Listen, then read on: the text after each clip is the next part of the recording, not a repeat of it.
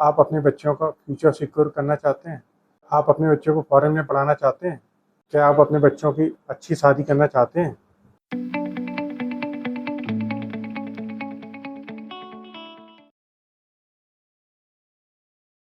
नमस्कार दोस्तों, मैं सुमित कुमार गुप्ता, को फाउंडर ऑफ मनी इन्वेस्टर। आज ऐसे इंटरेस्टिंग टॉपिक पे हम डिस्कस करने वाले हैं जिसमें क्लाइंट की फाइनेंशियल प्लानिंग हम लोग करते हैं, यानी उनकी एजुकेशन प्लानिंग। आजकल क्या हो रहा है कि हर इन्वेस्टर चाहता है कि वो अपने बच्चों के भविष्य के लिए, उनके एजुकेशन के लिए वो एक कुछ अमाउंट इन्वेस्टमेंट करें, वो भी SIP के थ्रू, जिसमें उनको बेहतरीन रिटर्न्स मिले। हर पेरेंट चाहता है कि कैसे क्या और क्या प्लानिंग करना चाहिए उनको। आज का हर पेरेंट चाहता है कि उनके बच्चों की एजुकेशन की प्लानिंग एक बेहतरीन हो सके। तो पेरेंट्स का कहना होता है कि 10th तक की तो प्लानिंग वो खुद कर सकते हैं, अपनी सैलरी से मैनेज वो कर लेंगे, लेकिन जो 12th के बाद है, हायर एजुकेशन है, फॉरेन एजुकेशन के लिए भेजना है, यानी अच्छा कॉलेज दिलाना है या उनको BTech या नीट कराना है, तो कोई भी तैयारी के लिए एक अच्छी कोचिंग भेजना है, तो उसके लिए ऐसे क्या प्लानिंग करें जिससे वो अपने बच्चों को फ्यूचर ब्राइट कर सकें, उनकी जो एक्सपेंस है वो कवर कर सकें। तो हम आज इसी टॉपिक पे हम लोग आज डिस्कस करेंगे, यानी एक ऐसा प्लान जो कि हम बात कर रहे हैं चाइल्ड SIP। चाइल्ड SIP यानी मार्केट में देखा जाए तो 2 चाइल्ड SIP मार्केट में है, जिसमें नंबर 1 पे तो चल रहा है SBI का SBI magnum children benefit fund, और दूसरा है HDFC का। तो ये 2 चाइल्ड SIP मार्केट में है, जिसमें नंबर 1 पे देखा जाए तो SBI का जो मैग्नम चिल्ड्रन बेनिफिट फंड है वो काफ़ी अच्छा परफॉर्म कर रहा है।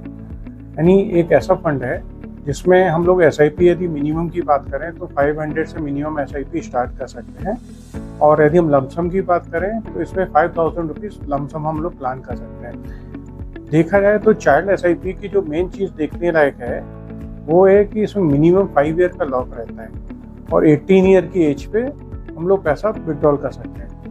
एग्जाम्पल से समझा जाए तो यदि कोई क्लाइंट की बिटिया यानी डॉटर यदि 5 साल की है तो उसको 5 साल के केस में यानी 5 + 5 यानी 10 ईयर, तो 11 ईयर पे उसको 1 ईयर का पैसा मिलेगा प्लस कंपाउंडिंग करके।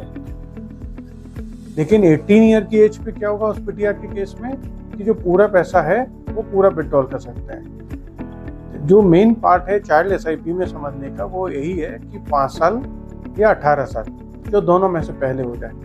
तो मैं तो ये कहूँगा कि चाइल्ड SIP का यदि प्रॉपर बेनिफिट लेना है और टैक्स का भी बेनिफिट लेना है तो वो 18 साल की एज पे ही विड्रॉल करना चाहिए। जैसा हम लोग जानते हैं कि एक जो SBI magnum children benefit fund है उसकी NAV जो है इस समय लगभग, यानी जो मैंने NAV नोट की है और 31 जुलाई तक जो है उसकी 40 रुपये की NAV होगी, यानी 40 रुपये की NAV है। जबकि जब ये फंड है जो कि 2020 में आया था 10 रुपये की NAV थी। यानी इन 4 सालों में इस फंड ने लगभग 40% रिटर्न दिया हुआ है। यानी देखा जाए तो इस फंड की परफॉर्मेंस बाकी और फंड्स की परफॉर्मेंस से, यानी चाइल्ड SIP के कंपेयर में देखा जाए तो बहुत अच्छा फंड है। हम लोग एक किसी बच्चे का कैलकुलेशन करते हैं।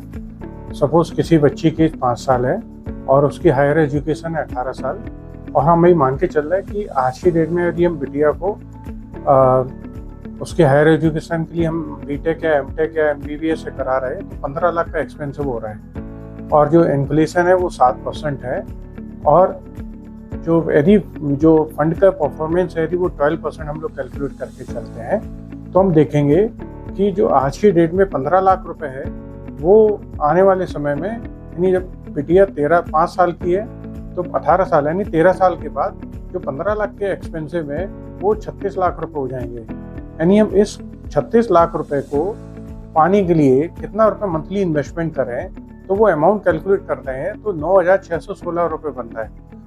यानी देखा जाए तो जो 15 लाख रुपए हम सोच के चल रहे हैं वो बेसिकली 36 लाख रुपए हो गए, और SIP के थ्रू हम लोग उसकी प्लानिंग कर रहे हैं तो 9,616 रुपये कर रहे हैं। अब हम जानेंगे बेनिफिट्स, यानी चाइल्ड SIP के बेनिफिट्स क्या हैं। देखा जाए तो चाइल्ड SIP में सबसे बड़ा बेनिफिट है कि इसमें लॉन्ग टर्म इन्वेस्टमेंट्स होता है, और गोल ओरिएंटेड हम इन्वेस्टमेंट करें तो परफॉर्मेंस बहुत अच्छी आती है। एक नंबर वाला बेनिफिट तो यही है।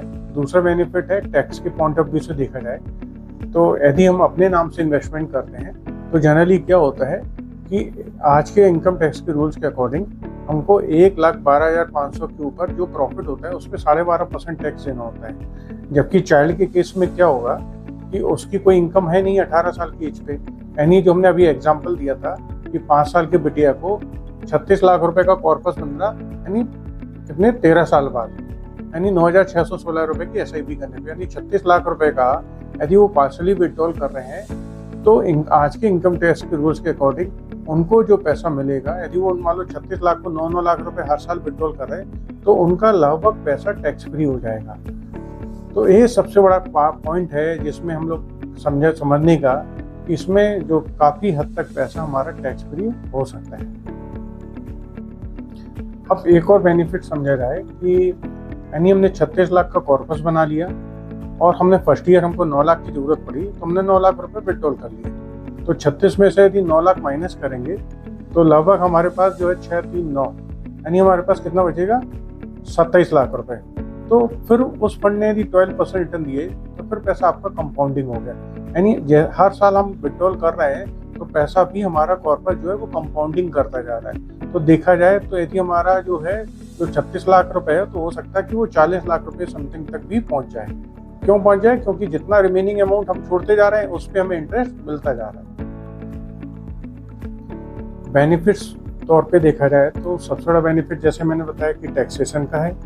दूसरा बेनिफिट मैंने बताया कि जो भी रिमेनिंग अमाउंट बच रहा है उस पर भी हमें ग्रोथ मिल रही है। तीसरा इसमें है जो सबसे बड़ा है कि जो पैसा है वो इन्फ्लेशन एडजस्टेड हमको मिल रहा है। यदि आप चाहते हैं कि आप अपने बच्चे की एजुकेशन प्लानिंग खुद करें और कैसे कर सकते हैं तो उसके बारे में मैं बताता हूँ।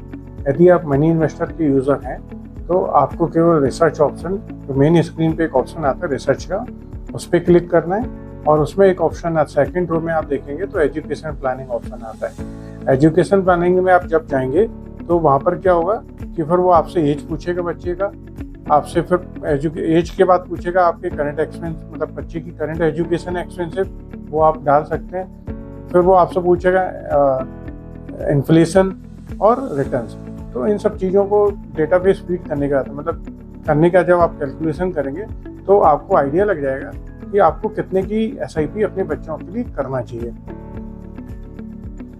और यदि आप मनी इन्वेस्टर यूज़र नहीं है तो आपको क्या करना है, प्ले स्टोर पे जाना है और वहाँ से मनी इन्वेस्टर टाइप करके मोबाइल ऐप डाउनलोड कर लेना है। और फिर उसमें जब आप जाएंगे तो नीचे बिना लॉगिन किए हुई आप नीचे एक ऑप्शन आता है फाइनेंशियल कैलकुलेटर, और फाइनेंशियल कैलकुलेटर में जाने के बाद वहाँ पे सेकंड रो में आपको ऑप्शन मिल रहा है एजुकेशन प्लानिंग का। तो वहाँ पर भी जाकर आप देख सकते हैं अपने बच्चों के एजुकेशन प्लानिंग के लिए कितने की SIP आपको करना चाहिए। SIP और फाइनेंशियल वीडियोस पाने के लिए हमसे जुड़े रहें और सब्सक्राइब करें।